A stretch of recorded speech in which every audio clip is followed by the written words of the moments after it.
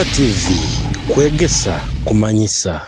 abarozi ba Kitara TV kubatangira mu ntekanize n'orubazo amabara Julius Kyomuhendo omusajja omulisa kandi omuyihwa wabamoli hona nambero kali kuba no hondera intekanize n'orubazo ha Kitara TV obugurani bwo murundi gwa kubandize kuba no otrora ida WhatsApp or rather YouTube akyo inakora subscribinga channel yaitu eno oburaboli na Facebook bayirabo likinge page yaitu eno abali musiza hero bukwenda tuburura abali Saudi Arabia abali Qatar abali Dubai hona nambero kali nabali mu America oli munyoro hona nambero kali abatoro abanyankole nkimayo runyoro abanyankole nyimba mu ruhura so nkutangira mutekanize eno kiro kinu mpayiro mugisanti mbongisizo musajja wa amani borabo bayire mu bunyoro I know sakuba muhuliro wa muhuliro omumanyire kandi tinja kuba nimbakerereza mbongisizo musajja munyamahule abanyamahule baba bakuru muno mu bomezi baito bwa bulikiro so is a senior journalist nuwe owekitinisa Bienka Fred abaire mu mahule kumara kaire kainge mbonyoro hano anda tukwenda kiro kino atusoborole ebintu bino amazire kasomi kyabirimu akabitandika ata nayiwo mnyamahuro muto akwenda kuba no bayikyo kwega oruganikiro rwaero no obeho kyo kwega nkabagamba nti buntekanize no rubazo mba ninyendo obeho kyo kwega tukuletwa muto ino ruganikyo obeho kyo kumwegeraho kandi nayiwo ube no yongeraho wait wekitinisa Bienka empaka moti amoti begande ya wait eba amoti amoti olukurungi amoti nkutangirire mwebale kuhereza emirimo ya Kitara tulimu tukulengaho ramuki abantu abakuru Kitara TV ninyo Bienka Fred Fredo mujikoro rujogeza rugambiro mbayingi musita nzarwa omwitu kagadi babeta abane kunahanga ngo babagere ba mama wange kagadi babeta abane kuzoko abane uruganda turukanya munoro zo karugatoro betukunu munyoro bayinenge baba bete babagere like that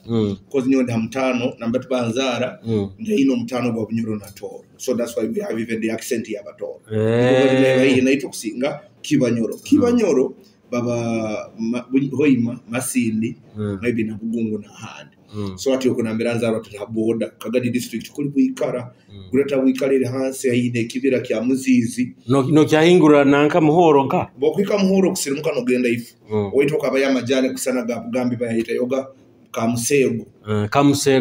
hata oito twela ina kamusego ali amajani bare bageta obaba kabahindwe my Finlays and the rest of the staff anyo family yetu tukakora tuliba abakutunda abayina majana gokwerimira tukatundaga kuli mu majani tuine omwani tuine bitoke bine byokuga maharagi yetu yeira baitu todule kabine nabyo kabimara tukahindura abantu bomuka bakahindura obugarukire ijo risangire bafunire aromse jihano bamweta Domaso group nkeze nabakatu bakabakolera akoma okutekamo ekikaijo nikahamu juice egini bagiturukiya niyo nibagina nkamo mwe abasajja tebasomere mu baida abasajja bakusinga bakibaroko baherero muno haragi ati jondi wa haragi muno I remember there is a time kabande mu senior 3 mzee wangu yasoka yangaba gwejo soko teme mu ruhumuru ne bitoke byawe ezore hamu zira ba school fees yagena nya kwa igurule bitoke nyateme bitoke nyita bede bitubona babaho nyaturukiya kutwaze taga karanga niyo haragege kusare yamani hamu sente kusinga na za school fees ngenda somero nzimbire ngura ne gari ya sport tanga kuziba ngura ne nkofira hamutwe yako nkagigure ya Fantero radio obiro muntu fudiza VOT ati ani ntandika ati yo kuliriza radio kugenda hati tutaka genzire muno otatwirukia muno now ati how do you pick kini kya radio kujja kutandika kugamba takora radio ntakaikiro ku radio nkaba ninsoma asomero musomero lya bafuata oma yali headmaster wanga ikara United States of America mweta faza mujula ruga bujumbura soko bamanyire family yababe bayigwire mirejo no mirira bakasigwa group wa isomero kye isomero liri muhoro bali eta Central of Liali ya Central of isomero lya mani dimanya ato iro bali hele government li assist manano amasomero garuka gadoka gona agatwa huraga tutina okiagahura nkabuli taro haga hiya so Central of liri mu mikono ya bafaza aliyo faza ogo nwali headmaster aliyo faza Queen Storm natutendeka omupira gwa pasi naba Mugero Franka betu atakusoma naito nayijaga kujja haruhumuro kutera munawo pasi ali musambi omupira wa kapi benyo ntali kwa mani muno akonga fona injale ndi muto nti naga ndakusamba gwa higher level ni sababu bine bya interclass so obumba ne musomero aho utingamenya funo busente bwange bwo kuntunzira haragyo mukyalo nokanika okanika okunyateraga mbyukanka stadi nyingi baitu isi bazaire baitu bali batu empowering tutapakase bantu badaiba we never murumuro ngo gendo sera kasente ngo kukora mbananga ngo kulima musiriku would work from home emirimo yone aliyeroka ne data set odawutali mu majani oli mupamba odawutali mupamba oli mbitoke bikusera haraji baitu biro bino bikahuwaho ati bogeze kurira mu lockdown abana bakaire kamaze batala isomero bakusiba hama TV atoko mativi omwetu kasota bayo amativi omwetu kasota bayo ito na film tutaziro tukapa tine chance za film zeijaga wansi ne weno gihura mbagiranga ngweja ku trading center haija kujabe ho film ya Yesu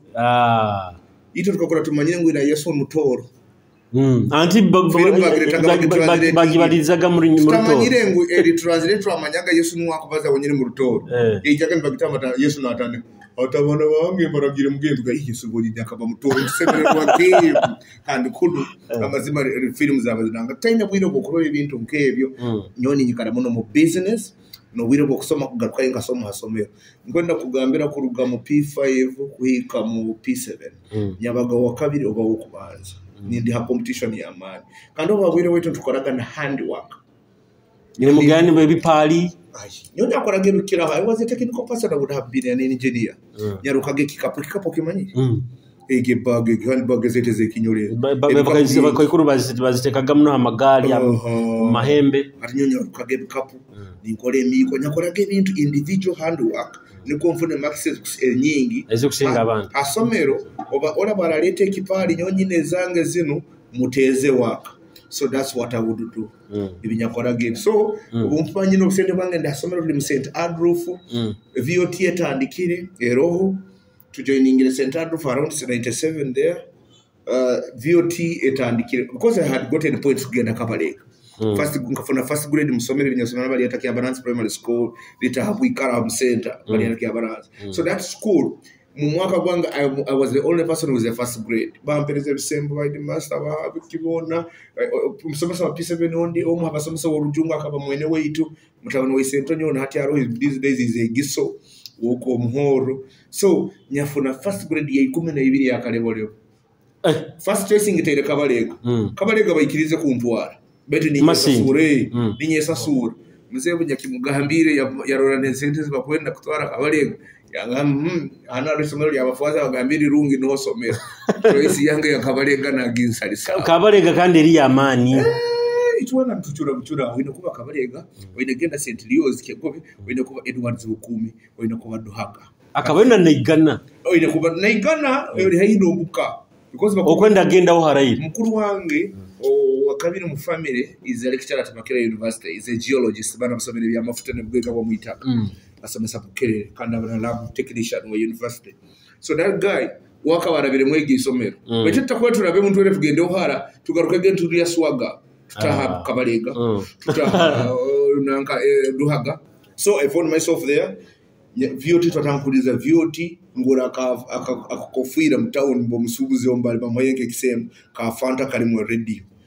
that's how I picked interest yo kwenda muno radio because radio ngabangi kondeze ndi muto isenkurinyo we argina mu second world war akaija ine skills zo kuliriza abegeseze bahulirizega amahuri so isenkurinyo we ndikana kato yangambaga ohuliriza amahuri radio Uganda ramaronga ambire ebibabalize but I didn't have that memory yokwata babalize kiru kiru nyongere nkikugambi arabijaga kabimpauza bikane manimpura kubi nimpura soire maisoge akokubati nyegere ebintu nyakora manyire kuliriza radio eya Rwanda tinyakuliza go Nyarwanda jali ntakusoba betu bright niyo twahurahoga music na KBC Nairobi ni stereo zinabwazo radio Uganda by then ne kinga saha mwenda wa musana uno gora nechure ni munoge mwani na mzee so one day nkoraho mistake iya mzee agenzere hamusiri nionsikaire mukanta mukisika ke kuhayo radio ye ni nyenda kuroro musajja abaza bayitaga Edward Kawomara mu radio omanyira ali mu radio ngiya radio yakabarugira nayo harutaro igyo nayo kagamba ngo akajya nayo mu 1954 54 ne wa ne baruka mu second world war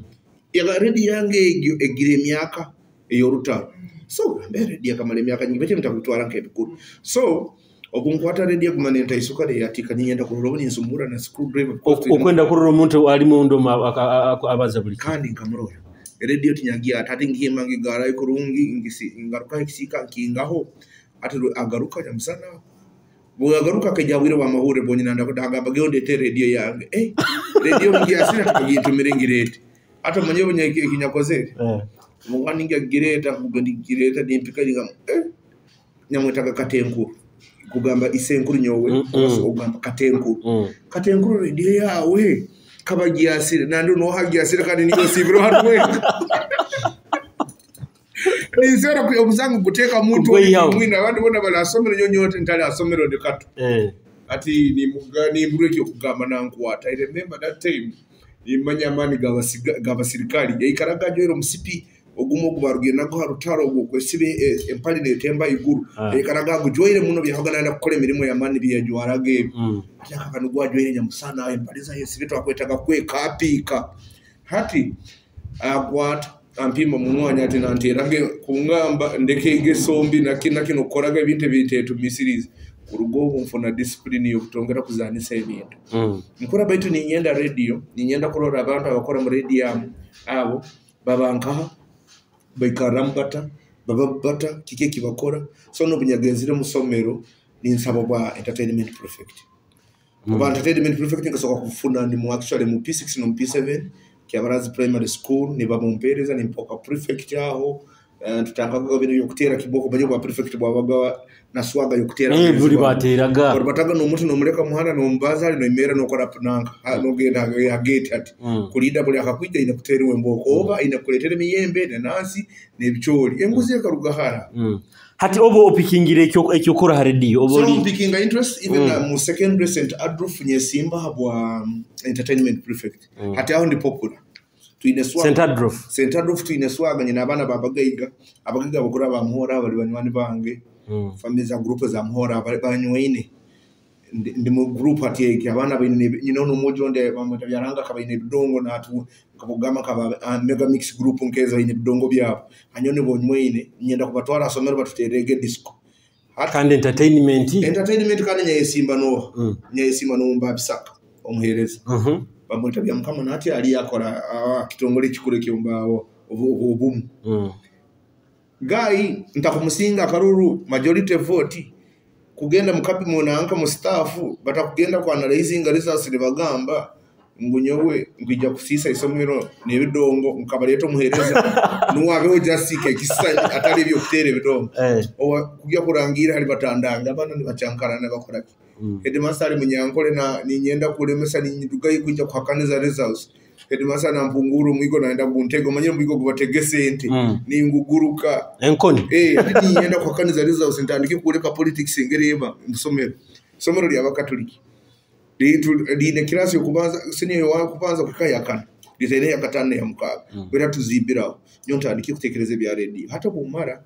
obumara senior ya kana tuli mu ruhumuro kike siare kabetandiki mwaka kyogo mu tuli 2000 kike siare tandiki tuli mu ruhumuro kike wiki akoze kamara 2002 ni mara 2001 netandika kukora na programs aroba koliyo Steven Reverend ogukuri yogo nali akekesya koli yogo ali super DJ we radio bamuhire kasese no yakoraga radio ya kasese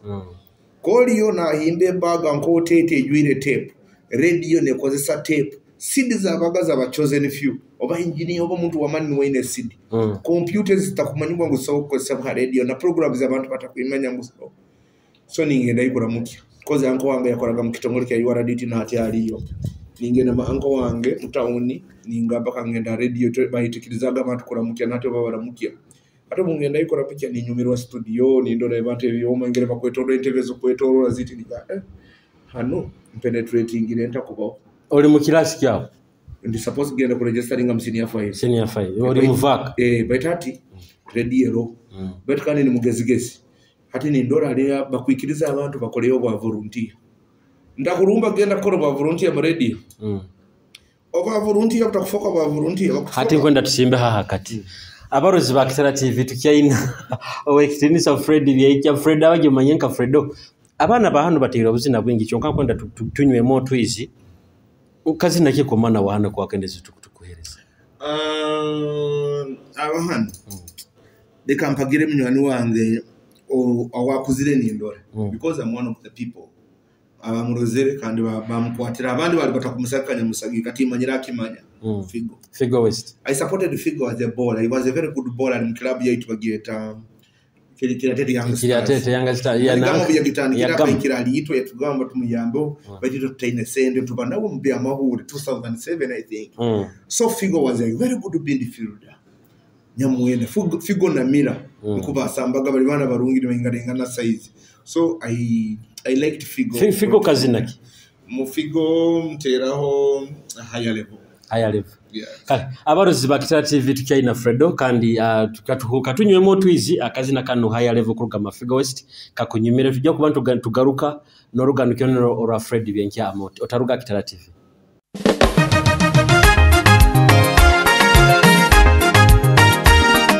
higher level Figa West higher level abantu nibo bakinyeta higher level Figa West higher level Adam Ketale higher level Dan producer out at Dream Studio high level abantu nibo bakinyeta bohana no wamana guruka no gwakuri omwigo gwataire tete gutera mwa akinukendi abantu nibo bakinyeta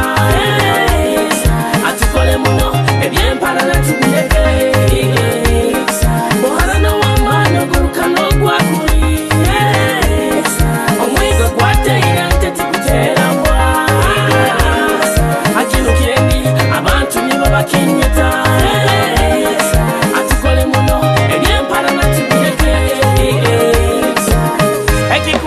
wakinihiraga ondigeno maiso ninzina ebigambo bya sente ko bimanyire Figo hunkabandi kuwa aziduka wazikora nko twakozere wanyebwa posta bipande watimba mabaraga ngenego nokozesa akasento kafunire oitonsime batitonsima mukikaro kya thank you hebigambe bikoto nibyo kozesa amukamaro hanga kuganyire Figa West insomeseize twahukana kala kugambire akusingira teza gokwasire enkora TV basemeza baitumani insomesa abamagezi niba pikinga bali nsoma mu byabayo bohana no wamano guruka no gwakuri omwigo gwataire tete gutera mwa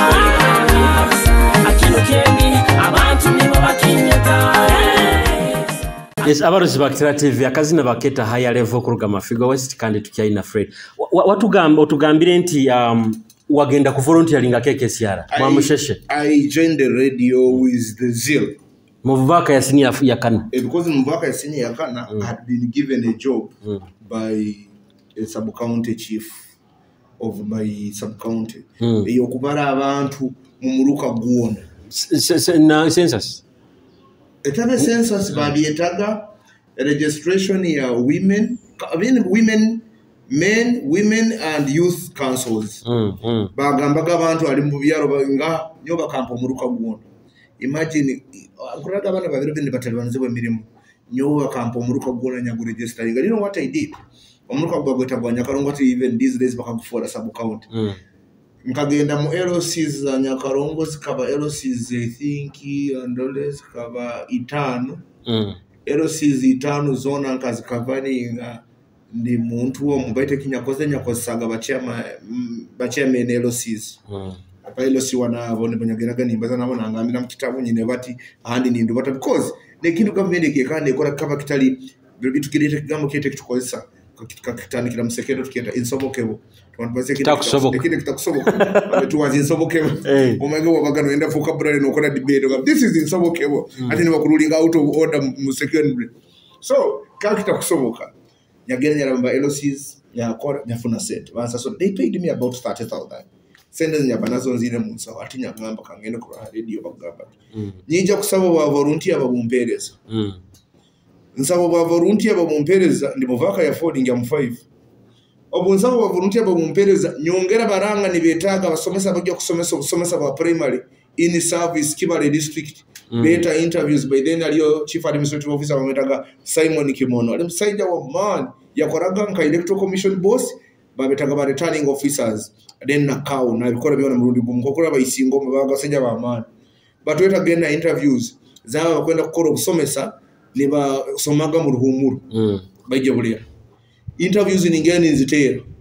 ndi shapu ori radio ori nambyo kusomesa aish ngenda kusomesa hati bampereze baroha omusara ngigira muka I have my appointment letter from government but I never worked I got the appointment letter you get up for in service beto ngamba okusomesa ngyo kusomesa ba primary mari bakora na barugayo sende zikanya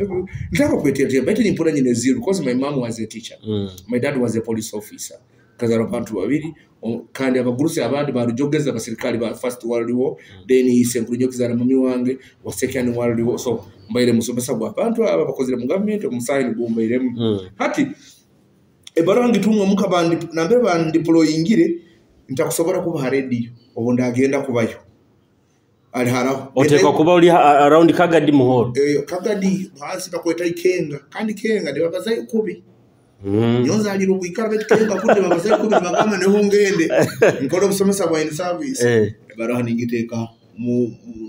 file Nibatahe ya kabiri bagamba if you have accepted this appointment please put it in writing informing the chief administrative officer that you have accepted the appointment. I never accepted up to now. I have the appointment letter from the government of Uganda but I never accepted to take out hati obwake akeke siara omarayi busumiki keke siara ntabura ntareka kukola ni batubingaga nibagamba mutahe tuliya usigasigazi ntwe fora ndwega baitu tumalira tukwasizi hata obunkwasa ndanga kukola program ya geta evening drive hata tinyatanga kweyiya kwikala ninyiya kusera amabara go kweyeta nuko abantu to distinguish myself to have a pseudonym ibare warakoze sari kabane rukuyo eri kwa ukaniza mbanga kamba ninyowe figo ninyo David King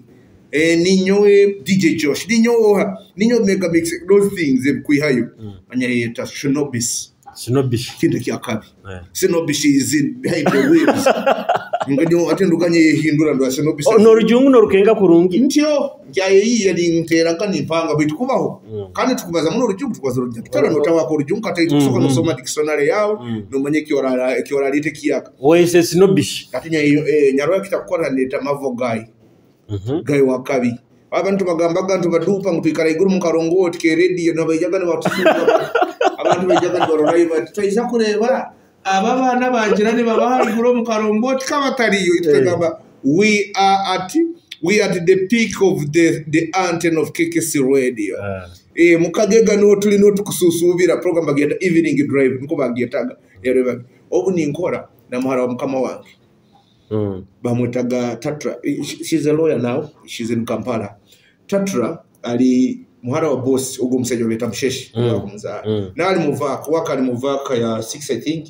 so tuli muhamu na kusinga baitu ntulubata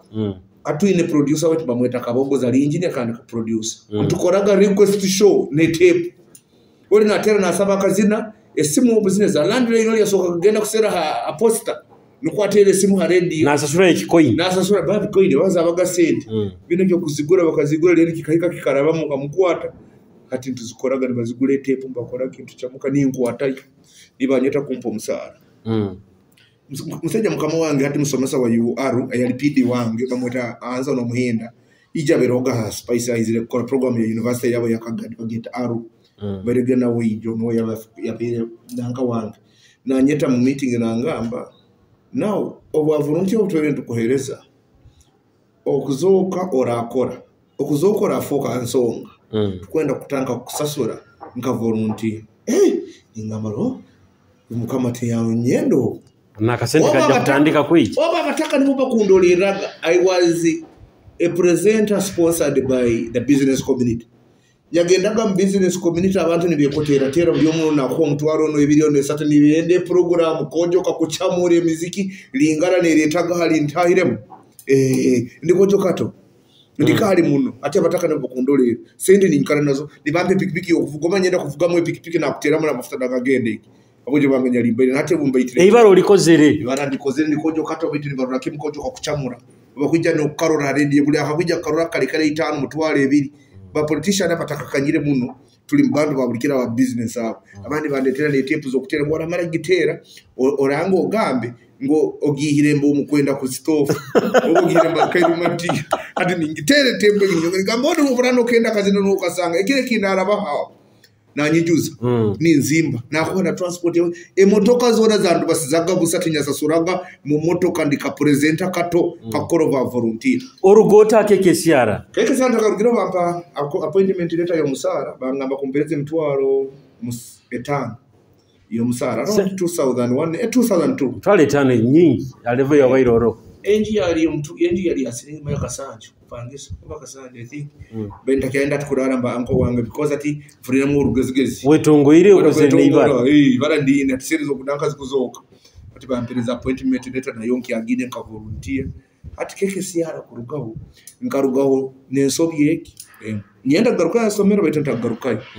otubantu somo ubururu obwa LCs 2002 there obwa LC 1 ba tusoma results mukifo kyo kusoma kugamba 0 ngenda kutamo art comedy aro museja bamwetaga Kiambadde ayesimbira bwero C5 no mugenzi sector ko Kibale district na abande na Rulemera hata onyabaga ni nsoma mukifyo kugamba 0 nyonyagambaga ireyo kisoki ampuno ni manya because you had not received any formal training ekiamani you are ditine tutendeka nereta abajungu nereta bakini batutendeka because we would have what they call foundation courses. Foundation course means abakozi bekitongole nywena nyenki akana nisoka kuiteraita meeting ni mubazawe mirume nko kwera rubata ni mutera mu tochi mu challenges zimfunire bizibu nebindi egine beta FC foundation course twafuna gabe tuli bato tageze mu training yonyine yo kumanya ESCO issues nebindi media handling water nebindi betuli out kusere ibara ati batakweta meeting tutaine masebu nyunta ine simu nibeta meeting yokore evaluation akaruru ija bakavaringirege bebere bitaho nyonsi bira ready no baza kiso kyanke ati omukuru nagambe ngo ogwo mwana abereke nabaza ebya kiso kyankoko mumuleka soka garuke yasomera asome inje ni nsabuni nanga kandi musheshe na hataki abinga muno mumuleka garuke yasomera asome ati ninja kwegayirira biki kandi useja nanga ngambe to kamaze kusoma nkwendo ogenda okoleki garuke yasome ngati ngarenga garuke nsome ngale bike orisigazi ruizeni rwenda kundemesa nkwenda kanga Tima ngunga koli aliho imu koli izira radio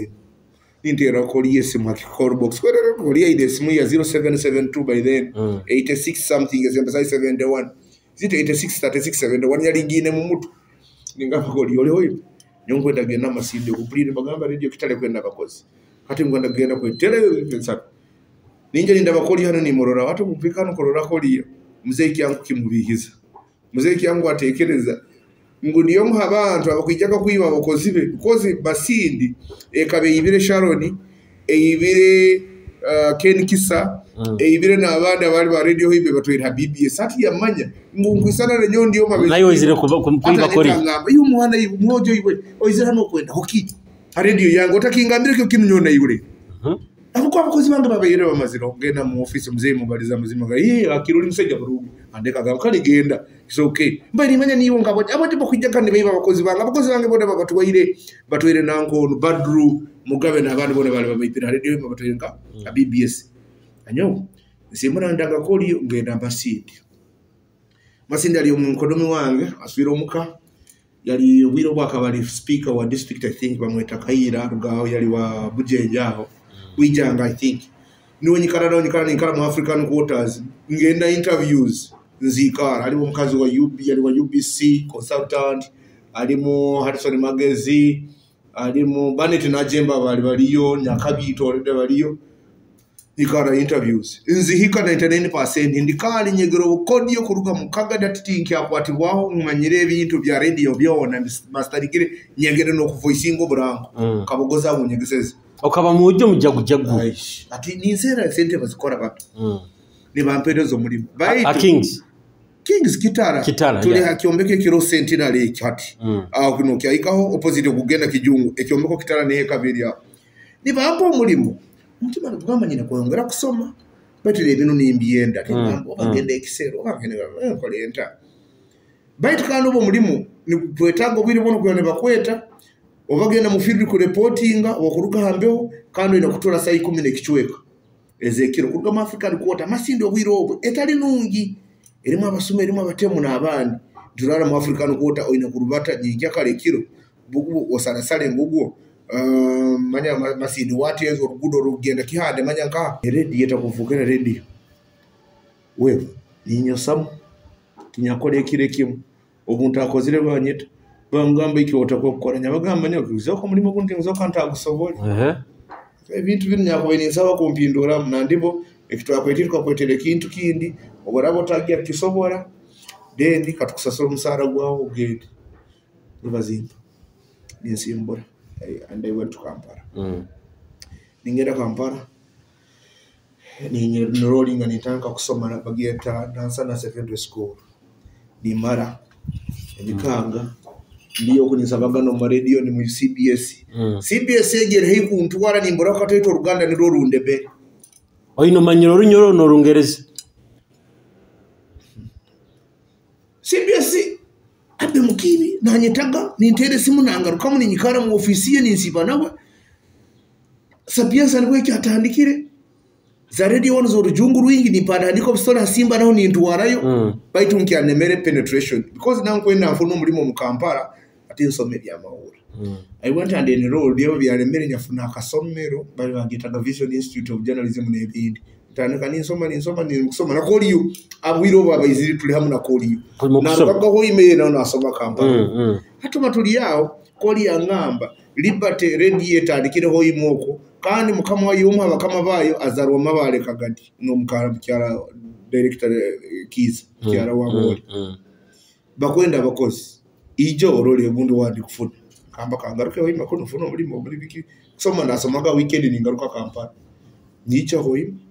nkora interviews alimo bo mugenzi dani byo byonka unkora ngo burango unyenda kwisanize by role model burango nuwe yasokere kurura muntu nakora karanga ali muntu wo muna kamarayo twatumanyire ngo burango bwa comedy bino kuba abantu bayiti nyo bubura ni mukora nkabiyegera mudani byo byonka nakora karango nakatere wende nkaito buttons no mbazeki actually I didn't get it from anywhere. It is from him. I loved the guy because he taught me even how to broadcast football or kode mpira tunabatoa guhereza zangu mpira tukabataine at Israeli bate bakuhaira kandi bate interviews ziri mu Kao Kiza omumanyire hani gitoni on town kina kwa bulindi ogwali hapana na dani bibyongo reporter bakozero mmoja wa Kampala izire mu interviews yes baita kuzoka mu yayi ngitimo ko kumpa muri mungu so ngaso orugire Kampala garuka hoyima ubunyoro nkangira ugiremo ubunyarugire kagane nyijante nyagiye masindi nyarabanyagiye Kampala bunyoro nkabanka zireki ni nyenda tukurumba Kampala mfoke wa Kampala kozi nyine ya banki hati nyumbi chulera aho ngaruka mbiyange kora nkusomera nkusoma nagenze kuhora esimu neretangana negamba ngo kodi nwa kutera na tere hamwene wetu na agamba ngo omukazi oli akukwenda agezi habuze ibara lya yasanga listi otaroho y'abantu aba interviewingirwe kandi akaba nakuliza kumanyire akwendo ije hoima nitamba kurubata kichwanka ito nindipatira mu mwanya nyikaraga nabwero hira bwayisa kazo wayisa so kutendera gurongena nansana obwiro obwo bangwerire ningena mu town ntaina identity card yange ngiyeberwe banteka no munkomo nibenda sasuro musoro ntasasuro musoro kumungu kubanza ndi Kampala obwo ebyo kugwera mu taxi kala bagende Kampala kale bagenda nyagitemba nimanye kujya Kampala utamanye kaba nekwata umusoro kutakarugira ha Museveni atakaguhiro toina idea uyishima to biye bere nyo mberegede Kampala ngimanyiri ati ngurubata ngo kunkweta ngatakya fwa ina ndi mvokere mu yayi wesiti nambere kabgendo hona ndawo asaro omukazi akwesere adibate jo omukazi akwagese adibate nicho amwe ibintu binyali nyine byona nibitwalira brother wangu nimugaye byo kugura bigure kitabu kibule mufaliso konka nigogera nago nebaga nengoyi nebindi okonka batagino kupangisa mu kirona brother wangu Kampala nanta nkufune sente nitagire kweya nimpandikaga amahule mu radio nifuna ne sente manya bine bya marogo manya biki owiro okone atabukira ali guru baina jangu mu Kampala ku wali story nimpandika nibuta mu radio nifunaga sente za daily ati ningambo otyo omukazi anyeseri ati ninyongere ni mugamba obwarama na akimanyisakwe atera hanambe eno endi ya land lane na terero nage kuterera nyowe land lane nyino mukazi munywane wanga mutoro no musaija bobali nabwe rwaba ine land lane niho nyikaraga nabo biro baro bagino banyabaga ni impudi ramira nyonguzire kisimu baitu nikimare second nkai 10 kirugo nguzire lane yange ya Airtel ya 075 ongi kuze metwale kisimbi ne biblock ngiguzire musajja manyaka akanchupura nayo kibugo kitayira mbaine kusoka kutera mbako kuchikuihama kwegese kibuga yagenda kubule simu yo mukazi netera ngunkwendo mojo bakweta Frederick rukuyageta omukazi nanyeta Fred aro omukazi akwenda ni yangu ojo baza simu ningi kwata kumuterere simu nangamba hati nyombe ni kwenda mukaraka kengero kamanyiri ija wayima bakangamba okaba interviews bano bakutalibaniza ngukwenda ije tukole radio yange omulimo gwaguro nyenki orubato iziro nanya transport serezo inerano zihora zehore mobile money teroho mutapauza ngo mobile money taxi ekabetaro ate kabaho sene kuroke lozo kusika na bank account tingine nyowe ndi muntu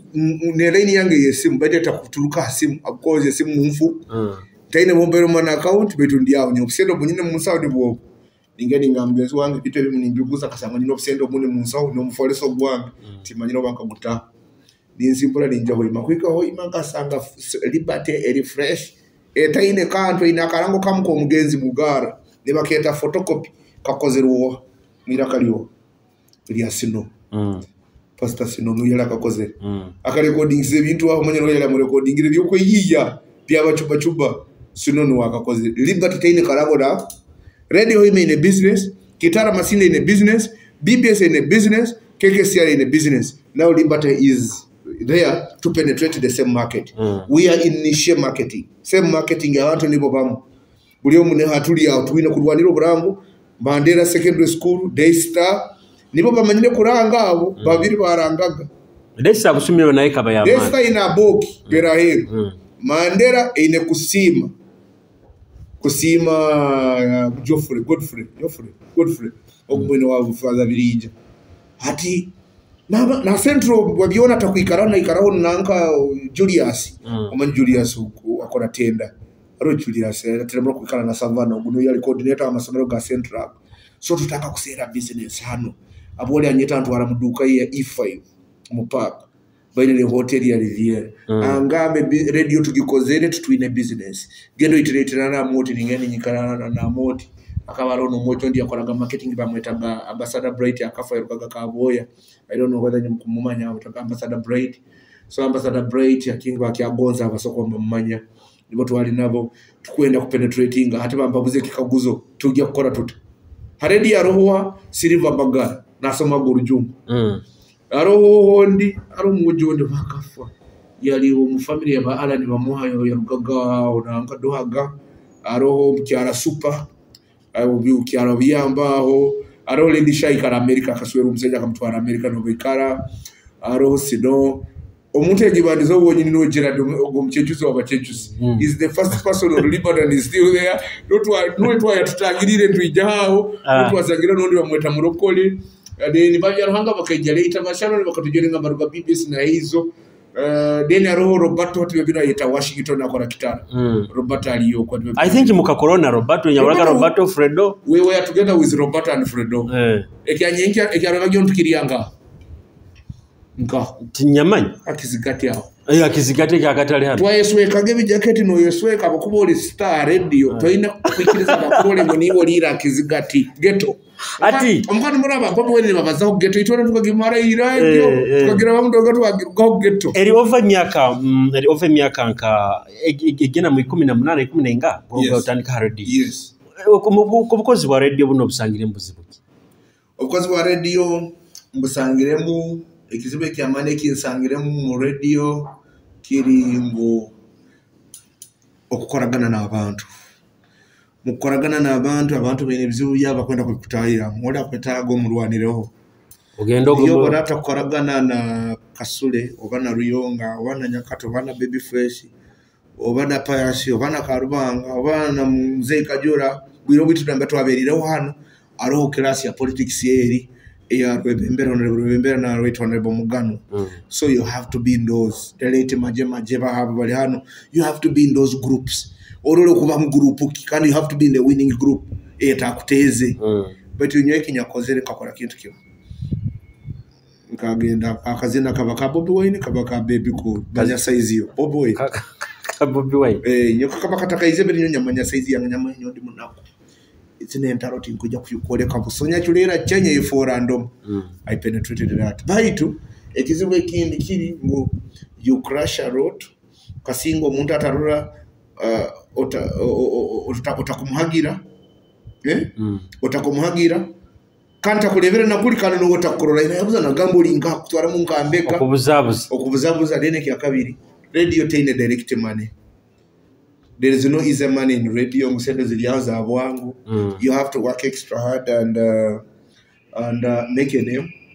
If you don't have a name, you can't get the money because that's when you get businesses. When you get businesses, you start getting commission, and then the other thing is sustaining the job itself. You have to be very creative. We cannot take it. So when we started the Liberty, me, I was everything. I'm a comedian. Liberty nimperezo mupira. By the way 2006 I blacked out. Mbauza nkumanisaki mabwaki nyaherezage mipira ninyenda kuoleka ngikohereza nkaba Kampala baitu nyowendi obwiro obo mupaka ground nyineyo Honorable P Vice Chairman wa Kikuru nabaza Swahili Pio Vincent nyineyo sino nabaza kukataito ba captain JF batakayizira bakajya later no mugenzi Rumba wa UBC bakajya later ba Godwin abaijwe to la spice. So mpereza emipira gwa Euro 2004 mpereza na World Cup ya 2006 eyere muhuda eya Zidane ni mpereza ngo mupira guno gwo kuchamura ngugo mpira Matarazi naja naguleta nagatera Matthews nateka ukataito na rota naja na Seroha Piro guno gwo kwehago ngaba pastor batebeza ngani maro mupira ni ngwa muriambo gwe radio I blacked out in 2006. Ninkora na hizo morning show. Nyakora morning show yonge ninkora no mpira. Ate blacking out. Opia nyora antwara mwili waro mba Dr. Kim. I want to thank Dr. Kim na Dr. Busai na Robert on website. 2006 blacking out abo mpira ni turukio Musai. Nkagenda nya kusema Uganda. Yatanaka. Omusai almost kicheka kiebafu. Opio anyora antwara murumu yange ni ndara. Aho nambera likabaza hadiwe ya ina Post Bank no mundo okudokisagate kiniko twara munga rumu nkabangi hairwe ize kisaije kikote ya koraga radio hoima obiro radio hoima rugiro bana ina nambera handi yali na genda yandekera room nyonya gitaking over nyonya tanga gisasura yo no mugato kama Philip kata hoyi nole mukazi mucyara mugata ya mara kufano yatohoza age sente nyonya ikira. But I want to tell you, Nkaranko Musai Guri, Nyasi Musai Buff, Bantwara Mwirwaro, Dr. Kimba Bagamba is a shadow hand. But for me, I knew I was dying. I had given up. Because Liberty and Nikilza Yansindikanomuka for 2 months in Sasura. I want to thank her. And the husband, Director Kiza, they looked after me. We do. But Okora to be a minimum of Mutu Murugano, one Muganaka, and you part ways. But the fact is, I don't have to bakoleki it. You need to appreciate. Yeah. Untukali nanka challenges zao. Ijweria haraba nyamahule. Okabahura babatere mu nkomo abukubaza murunyo tukitaka kalebule. Swaka. Iwe nkaiwe munyamahula ikaida haradio kumara akaida karaida. Ensonge giyo gigamba. Amahule mugezera mu asiskara. Mukwenda muno kabampane. Ate nkaba bakeizi no bakagiyamu ijweri. Ate abaki batakwasire. Abaikairo muno katalimbu bakwasiru ari utukwenda kuyingura not for example joy batakwatwa na government. It is an individual murangira sooner against umunyamahuru. Let me tell you, amahuru gaine what they call ethical values or ethics. At university level you do a whole course or module yemiezi yena n'osoma media ethics. At diploma level, nambe twasomire yakolire diploma ya journalism. Tukaba tukikola media, erimu human rights, erimu yabaga media ethics, human rights. I think it was a combination of about 3. But these days they are telling me you be table here kabihindura ati binaki. Arabinte bakwegesa ne bakugamba omwana omuto atakakize emyaka 18. Toli suppose kumuteka mu mahuro kuoleka face ye. Abana bajuire muto suppose kuoleka maberege. Omuntu omuteyire kisanya ajuire muto ko suppose kuoleka private parts. So you get to understand those are the ESCO values. So, nyowe, I have a right of expression as enshrined in the Constitution of Uganda. Kubaze kimgonda kubaza. But I should not infringe on your right in a bid to express myself. Obugabe bwa tubina kumigiriza obwange. Atabakuba munyowe nyine radio tinguja gamba ningenda kutera unketa agire kumubaza ibi swakabe inkweta. So swakaba you can be safe because for me nyo ha police bakantekayo emirundi yena. They took me to police 4 times to interrogate me. Was it in 2012 there? Barnabas baba bingire mu parliament na base kikubo. I went to Kampala and recorded Barnabas an interview about politics because I was doing Spice Parliament. So bungenda Kampala Barnabas mu interviewinga to ya LDC Makerere. LDC. Mu interviewinga mu dakika 18 abazaho some things naenda ku attacking government president Museveni naking fine ki akatukoli buli tutakafunire ngudo za bunyoro. Police wile bwakayihura they interrogated me 4 times. Habwakiwa mahabuizi. Ne habuze bite byali abalize bizo Barnabas bagenderaho muno. But because I had already done my national diploma in 2006. Nkabanye nebinte binyegere plus the other trainings is a freshers to ikarantubamu biswigamo za bahanu bajungu bahabona nosanga tuida because in 2017 kwebirwe I was the first camera person of BTV. I was in Chogam. I covered Chogam. The only person I didn't cover in my life and I still regret is the Queen. I wanted to be where the Queen was, but under view. Wakiraga take a application Nogama tomorrow. Who are going to cover Munyonyo? The Queen is going to do I was in a meeting in Kagame, President Museveni, by then Makinon, like that. So, abo CNN ba BBC bono to abere nabo tulimuchoga mtukabega ho muntu kwe. Nebakorabira mugakino no mugakino ma SBC kuruga South Africa nebindi na abandi mtukaye twitirana no begira. That's why when I went to police Mirudi na nakayura amazi kutumisa recordings zangu zigende Kampala barole ekioli yabalize na moderator who had a problem baitu omusango bakamuli I think bagudropingire because I was technical. At inkwendera tusimba hakati yao kazi na kyaka kabiri. Akazina kakabiri I have to go local. Obungani nkorobugeji bwange na mkyara wanga boki. Nkageza ko sabana bahano. Ba moste bahabona ba anteza ba. I love local things. I have to support them much as the program we inkora so tutakora more of local. It depends on the the policy. The programming policy of the radio. Mubani murubasaki local muine kukoleki amani koranti ba matchinga na quality yakuba music ne rubata baitu ebituba abantu ababa matele bizine birungi we appreciate them and celebrate them. For me I would go for Orugendo from David King, my brother. Orugendo rock David King. Yes. Yeah. Abarozi Bacteria TV tukaina Fred embozi ndaira muno baitu tukulenga ogitematema Orugendo kurugama David King akunyimire kantu ja kubantu garuka mu tekaniza urubazo ekichweka kyete kya kasatu ntumalizie tekanize no taruka Kitara TV.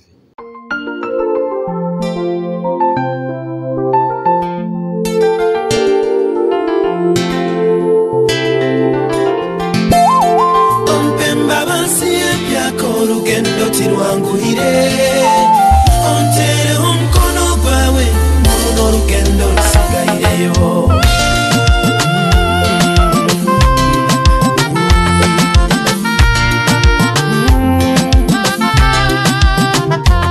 ono musaija kabaine nkaina aina n'omwana nibagendo mu rugendo akasara omwana lekaikale hankaina nyowo mukurundu bate Urugendo bakasanga abantu basekereza muno musajja ono dore omusajja mukulu narubata omwana ayina maanyi alihankaina aho naho omusajja akahindura mwahayo omwana we yatemba hankaina omuzeeyi yavuga enkaina omwana narubata mu lugendo bakasanga abandi nabo basekereza omusajja ono dore omusajja alihankaina tafiireyo omwana muto narubata aho naho omusajja akahindura muyagamba ekyo naati katurubate barubata n'enkaina yaabu omulugendo bakasanga abandi nabo basekereza omusajja ono dore omusajja n'omwana nibarubata bambi enkaina ya mugasoki omuzeeyi akatabuka yagamba tukyuse tugaruka omuka omwana yamugamba n'obuturagarukayo nabo hali abandi omunsi eno tetumanyira abaana b'abantu amazima ekibakwenda mukama onteereho omukono gwawe mu luno olugendo lusigaireyo ompemba bansi ebyako olugendo tirwanguhire mukama onteereho omukono gwawe mu luno olugendo lusigaireyo mukama ompemba bansi ebyako olugendo tirwanguhire onteereho omukono gwawe mu luno olugendo lusigaireyo zimbe mbabazi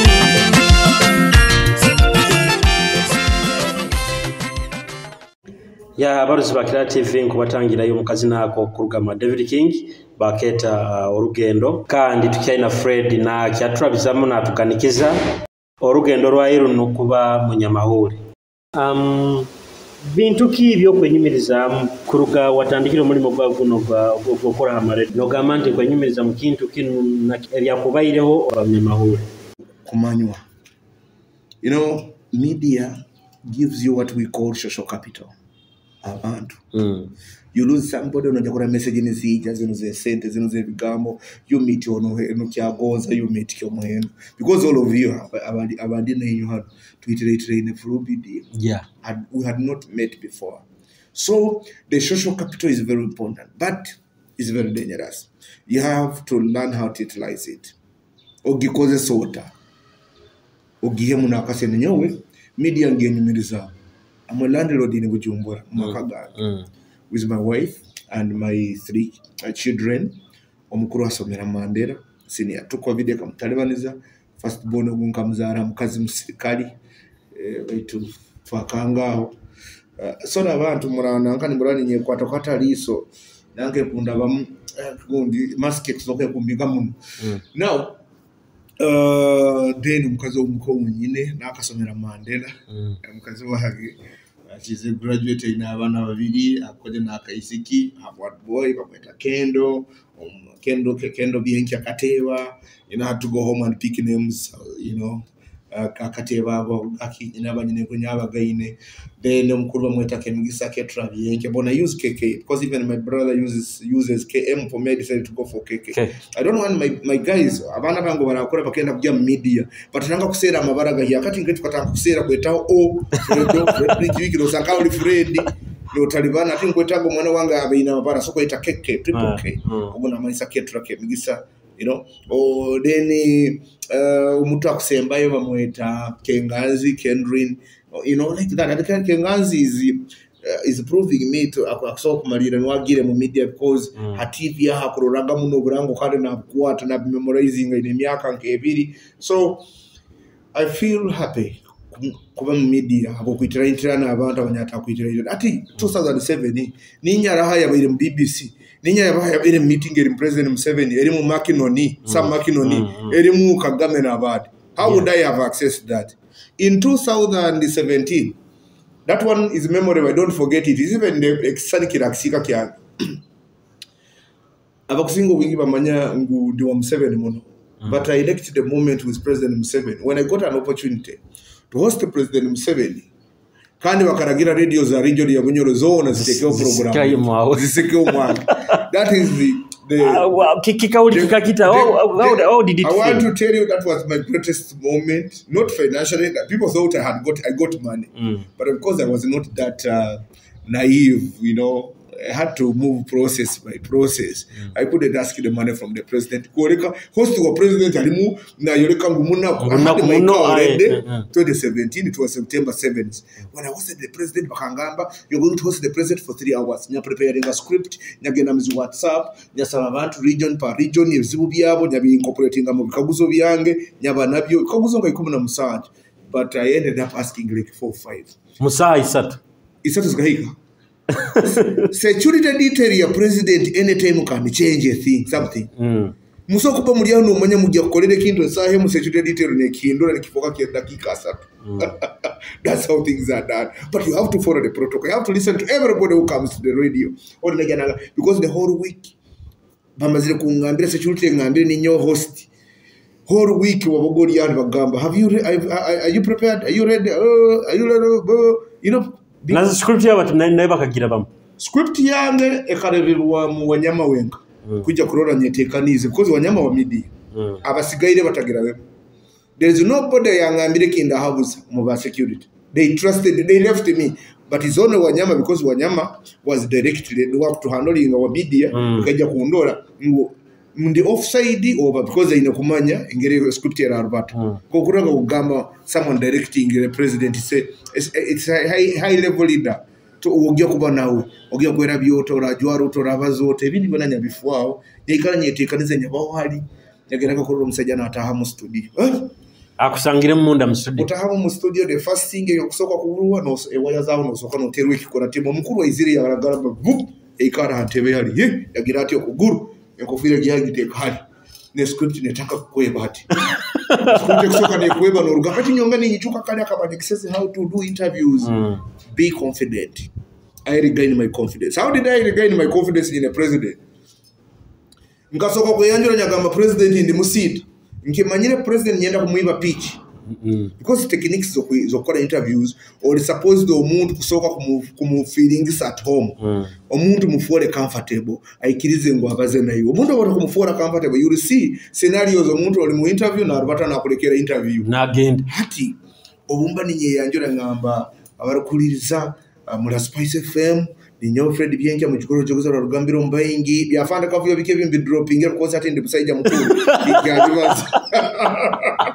God have a president I couldn't do that. Now I was a smart person. Okay, diplomat. Yagamba. Now, mwijukuru watokuza rugambiro mbayingi omusita rukwera. Omumara kubaza kagamba ko musita rukwera karono kuguru kwa kabiri yakwanjura. Agateka ina hati yari muko. Yakwata atebe yagira hati.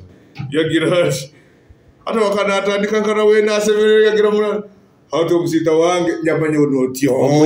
I have my person. By two. If I had not created that, mudirisari ni de bakabu abokofira. Hana roho minister wa soga za bunyoro. Hana roho minister principal yomusi by then akabali wabani development I think. Atakafogera information. Aroho deputy attorney general by then akarukutana.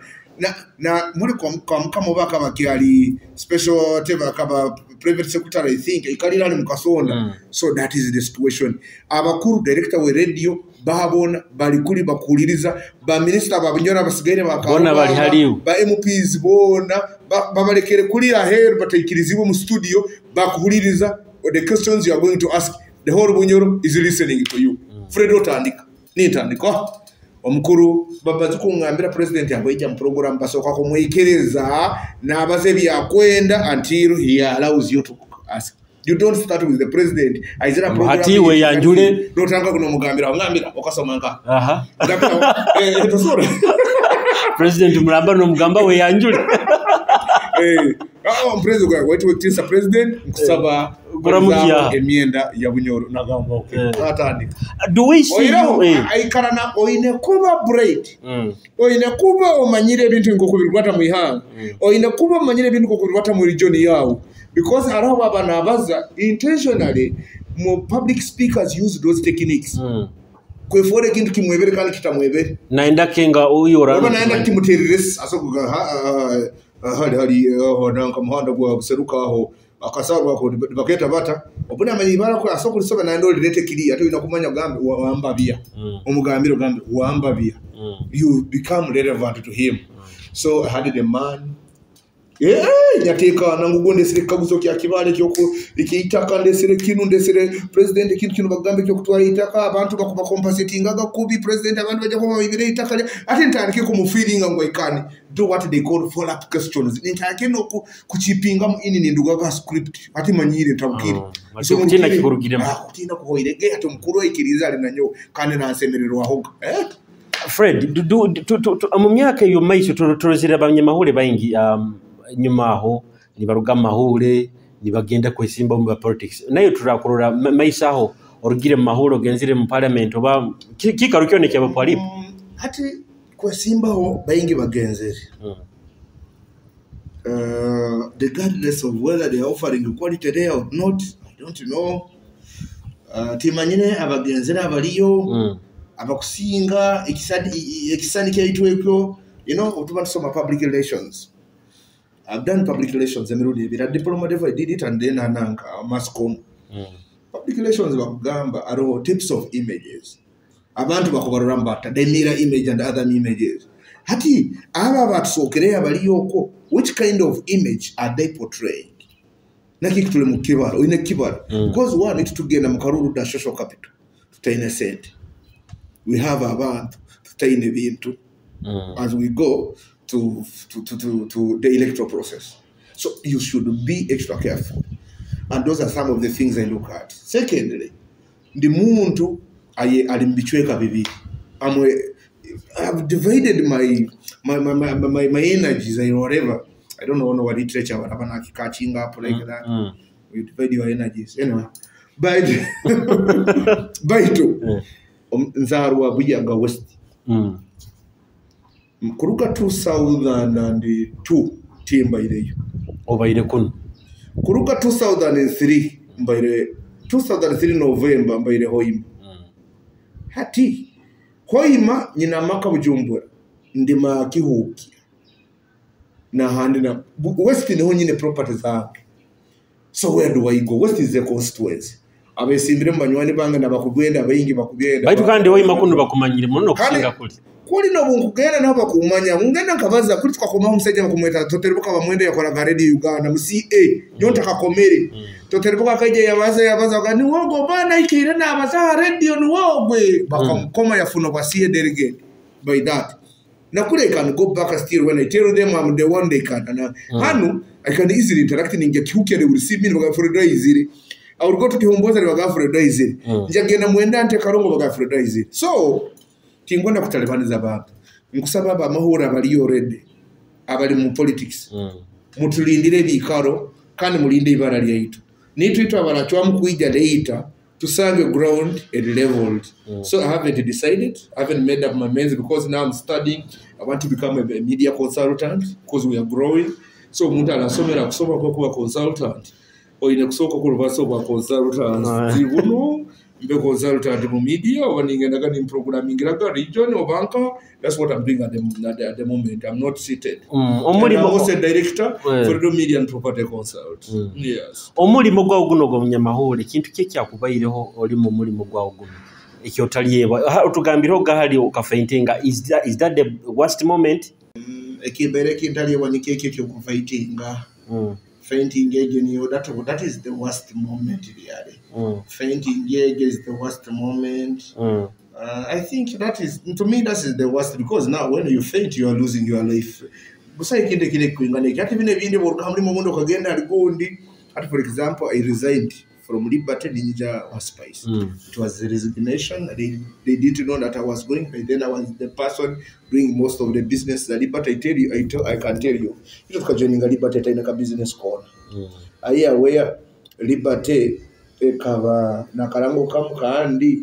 nti tukasoka twakora na promotion abantu ba obuntu yeretage birango biri kirango by then kyali kiri ha 12 netukugure kilo ya sukari tukana promotion ya radio Liberty na Harrison Magezi aya we of that so it media tukimanyira tukihire hara tukumanya nebyo gikora me am not by accident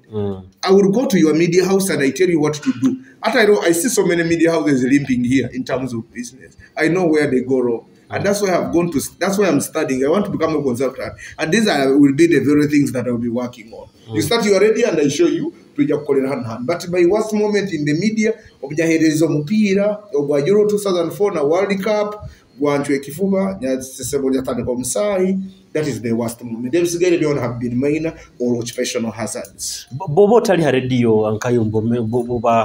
ombomezi wao babulikiro kiki kitwaliro bwiri. I love football. I support Liverpool. I started supporting Liverpool katika ngihagera mu 97 tuli secondary ningiro ramu abafirika nyamanyaga niyo yali na abafirika bona nyageze kusanga na Arsenal bene later tena mu Arsenal ntagiye mutima kwa Liverpool. Liverpool kagihagera ba Gerard akabata kaizire 97 Gerard 97 ni maya Sami Hipia akabali mu Heske Hapia Sami Hipia or Hapia Heske. I think Heske by then it was the Heskes and the rest. Then yataka kiagira like that feelings takakanye because tukakuna tuliba Brazil nyonga kurwana Brazil na mu Cameroon ntuzi bora radio bayibazaho Cameroon abasajja ba Braka bonyine batayire nyoninga babraka bene bayitu tutekereza hatwa Otoranga basajja ba Black TV antu ni babeta bakadugara twamanyaga bakiga kakula kiyo ni babeta tumanyo omusajja mumweta na kadugara tamanyo lya manyisanga ngwa kuiragura tumanya kadugara ngali yishira gumwene uti mukiga munyoro egunuka ntumanya bakiga bakusamba kulo mpira kutamanya ni bamanyisa omusajja akuiragura so to ikala tuli mpira ngo kuliremu. I got an accident at a tender age oguru kwa ndabya kuvi atompira tisabiro gwa manje wanema tinya kusangwa but akataita akakukija okukusekesa ko entertaining tuli mu corporate naki ogungu bairemu. Then I also play draft. I'm a national player but only these days I don't what have draft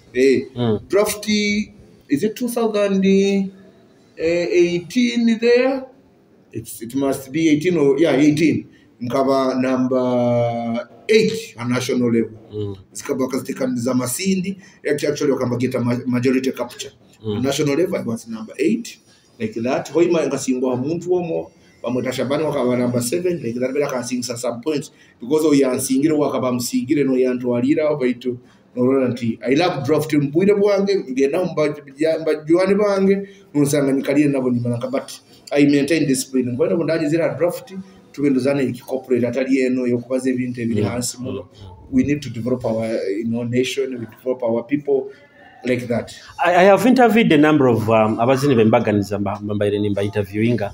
and one of the challenges babaire ni bagamba ni babaine baha media yabunyolo hano nti tebahire mu attention tezana bizina byabo Fred wabaki mutazane bizina byabazini baha ebizina tubizanira kimuna yo kimanyira kandi oli omuhalibo kama kumpenya kuitirana nayo linka case abazebiso nayo wonyine okwezebso ate bonsabire kakazi nansabire kako abo kuba program nyo online mba ngende bya hano okinsabire niyo ngambe nyo tinkwenda Don William benda kusoko mukusaba nyo fika hano nyo tere bya bahano ngambire kusaba fiko abazini bagamba Fred oti muzane bizina no abazini baruge mu byo kugamba ijyo tuberegera umusejo mu kwatura media robe amafuta yatugamba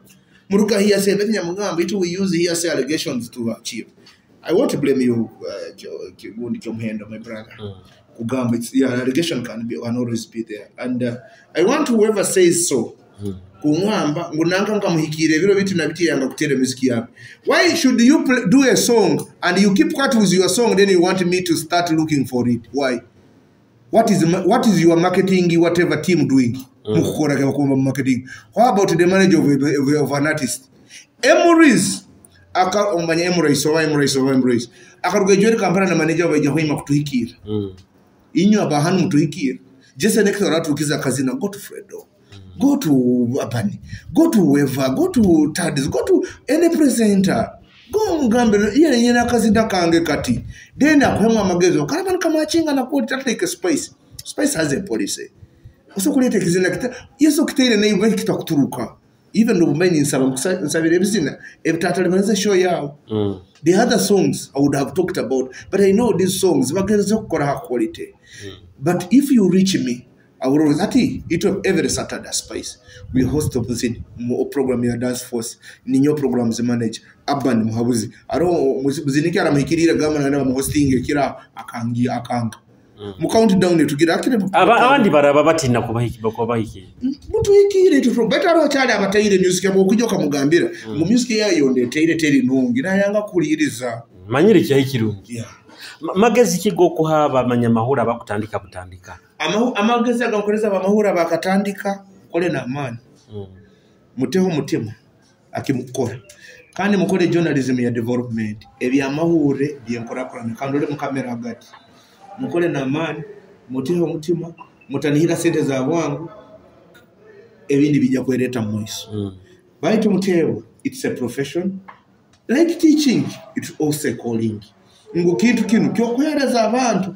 baitu mukuhereza okwo no muchacho osanga guzire pikipiki umtebezi atandikira mbuhereza kandi ataina musara oje kurebe pikipiki akikiro baitu mukama aine nambera kuhera buli hantu wona aliye migisa media mutagiruka obuturagiruka yera sigarwa mumba ati for example I'm delighted to see mutimu yanyu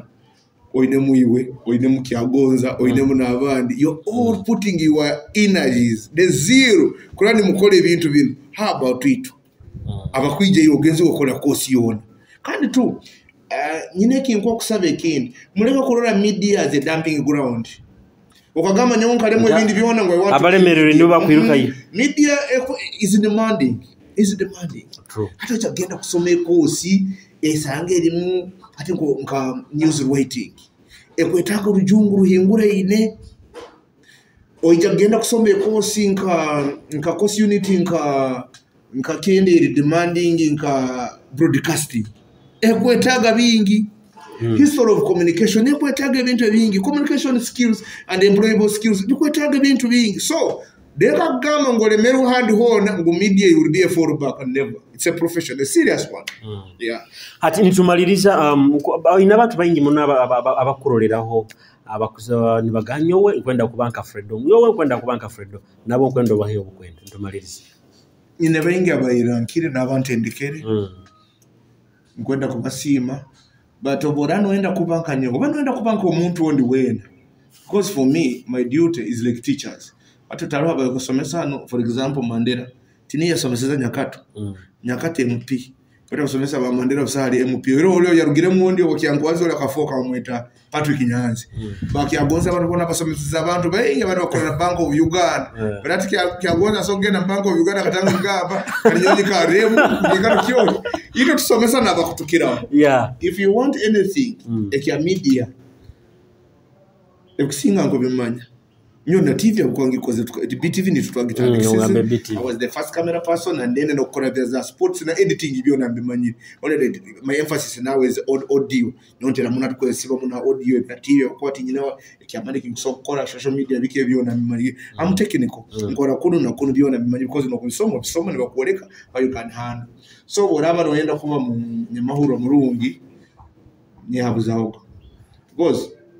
kintu kimwe kinyesi misakionga ngo bazere bango bakangama ndakagira mbya mahure ikintu cyabarangamba ngezaho kirwanira nekyo kuba ethical nekyo utakosa media kugwa mbikopo nibye biri bikuru mune bikuhangaza mu kurora bintu bingi so if you have anything that you want to ask mukali yawo ngoko kwetaga gitwara mu media I'm at your disposal. Service njagi kueleza free of charge tubaze tunyumye kozi nyingi tujja kusangangana nyingi ndiyo jya kubona you'll be my entertainer, you'll be my wait, I'll be reading your paper, I'll be watching you on TV. I'm not going to be in media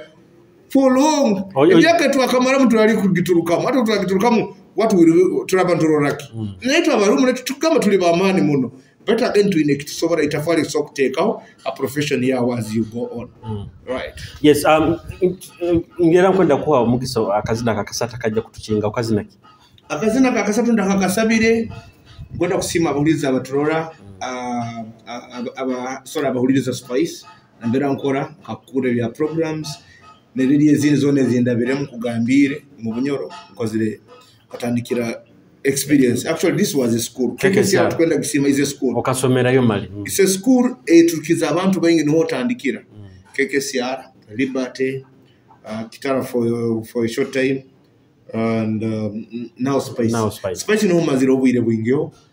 And I want to thank all the directors of all these medias. I mean media houses. Mwebalo muri magumukozere. Mwebale no kuombeka bunyoro nanya abandi professionals zanya ba masomera abo bunasara ba maduka abaki bude kimwe cyo kakora kikoro ine mu mutima gwo kuombeka bunyoro akazinda kanga karasembayo nja nja kaiha mbaje senekta lero nyeyoki mbaje senekta kanyeyo mama kangonza. My mom died when I was young. Mama wange Jesenekta. Mama wange from Jesenekta is what I will listen to. But mama wange died when I was young. Okakurota mwini. Nkakurata mwini yandi akandekera muto wange akamuleka ino mwaka gumu. But now is an old boy akuombeka muombeki. You know, kukurota ine mama wawe nokola ebintu nkabinu nogawura kule kiro ya sukali ogende ha weekend omutwalireho ombongeho kubonga ba ati n'abandi anyway byona bya mukama tumanye ubundi yakobera oti yakobere kekindi but byona ziri mbabaza zamu amakasito muri mugwa bakagukora bantekaho nyondo baruka na nyo nkora procreation y'abana abandi bakuzaba ukusimire muno Fred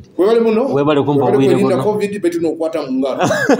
abarozi ba Kitara TV kwenda kusima ho nambiro katandikirege kuba no tondera antekanize no rubazo webale muno mkunira enboze ne bayirendayira batu tulengera ku bantu gitematema so nkusima ayiwa ikairo no tuhondera ngenda kusabira urawotaka subscribing la channel yaitwa ni subscribing Kitara TV kandi na Facebook channel yaitwa liking Fred aine kitu kyabaina stressing ngamono na gamanti oburwaire bwa corona bukiaro bukenda bakugema urano sagenda bakugema tusigale ntujwara masiki tunaba mu ngaro n'ebintu byona tusobora ku bantu erinde kirwaire kino kitwizire nyamwita webale muno kuba obaira Kitara TV amabara Julius Kyomuhendo omulisa kandi omweho wabamoli mubayi mutaruga Kitara TV Banyetsa Jesenekta Great Kingdom Entertainment Baby Sina Difile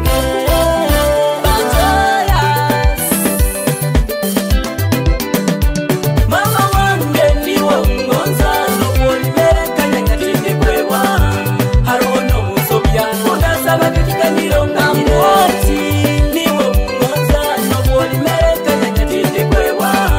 Harono musobya Kundasaba kekiganiro Amati kugonza no mukutandika kubaza kabanza neibara mama twabonabona kandi tutaina sente na bene baitu batatweganye engoye noyogya ebyo kulya nosaka kuturwaire no janjaba kutwaye sukura kanosweka watukuza nengeso watukama cyo kubonabona tukuba kufa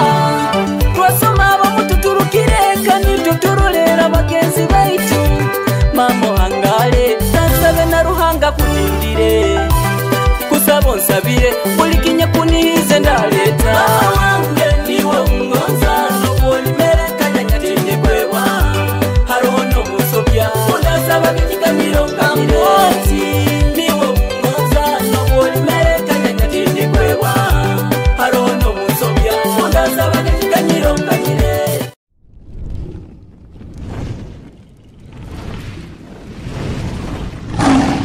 Kitara TV kwegesa kumanyisa